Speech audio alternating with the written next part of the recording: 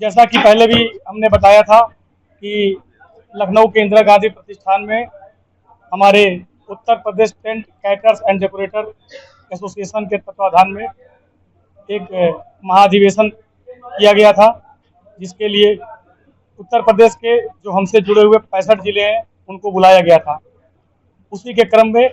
पूरे उत्तर प्रदेश में सबसे ज़्यादा संख्या तकरीबन 150 लोगों को 150 लोगों को लेकर हम गए हुए थे। हमारे संगठन के सभी लोगों के लिए बहुत बहुत धन्यवाद करने के लिए यह एक आम सभा रखी गई है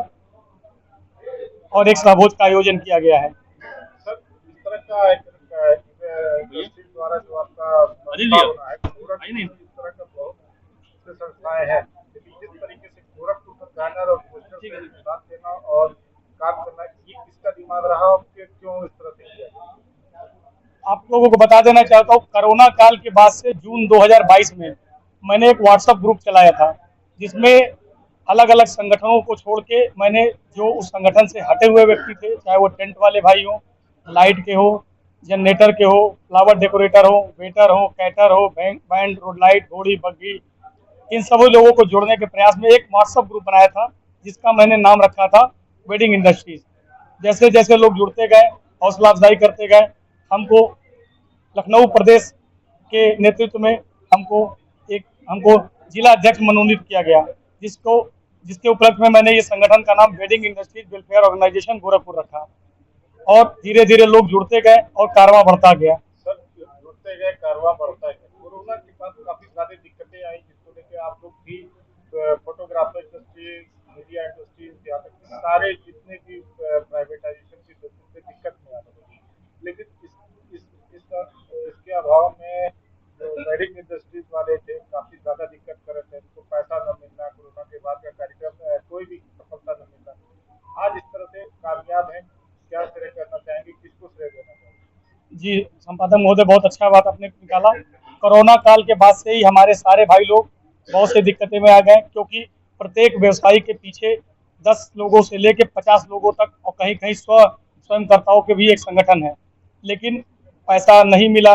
कई कई जगह भूखों मरने की नौबत आ गई, लोगों ने सामान बेचने पर मजबूर कर दिया, लेकिन इसके क्रम में भी हमारे भाई लोग मजबूत रहे, आपस में एकजुटता दिखाई और कोरोना काल में भी लोगों को मदद किया और अपने आप को खुद उभारने का प्रयास किया। इसी संगठन का नाम है वेडिंग इंडस्ट्रीज वेलफेयर ऑर्गेनाइजेशन। आज गोरखपुर में ये संगठन बहुत मजबूती से लगा हुआ है। हमारे सभी लोग, चाहे हमारे बगल में बैठे हुए हमारे व्यवसायी जो टेंट के सामानों के विक्रेता है, हमारे टेंट के सामानों के विक्रेता है, हमारे टेंट व्यवसायी है,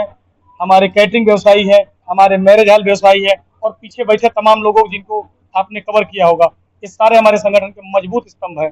जिन्होंने अपने आप को पुशअप किया और फिर समाज में अच्छे से खड़े हुए। आज भी तमाम विसंगतियां हैं, कई दिक्कतें आ रही हैं, जैसे जीएसटी को लेके उसमें भी वार्ता किया जाए, आज की बैठक भी किया गया है। पुलिस से थोड़ी हम लोगों को दिक्कत होती है, यातायात प्रबंधन में दिक्कत होती है, इसके लिए हम कमिश्नर और अधीक्षक रैंक पे लोगों से वार्ता करेंगे। इस संगठन में उसकी भी चर्चा की गई है और सबसे महत्वपूर्ण चर्चा ये थी कि कैटरिंग और टेंट के कार्यों को जो रात भर कराया जाता है, उससे हमारे लोगों को कार्य करने में, हमारे मजदूरों को, हमारे मालिकों को, हमारे भाइयों को बहुत दिक्कत आ रही है। इसके लिए एक प्रचार प्रसार का माध्यम बनाया जाएगा और आगामी ये निर्णय लिया जाएगा कि रात्रि 12 बजे के बाद कैटरिंग की सेवाएं नहीं दी जाएंगी और इसको अच्छे से करने के लिए हमारे बैंड वाले भाइयों को पहल करना होगा, हमारे लाइट वाले भाइयों को पहल करना, समय से मौजूद हो, समय से बारात लगे और हमें स्थानीय प्रशासन का भी सहयोग लेना होगा, तब जाके हमारा व्यवसाय आगे बढ़ेगा और सहयोगी होगा।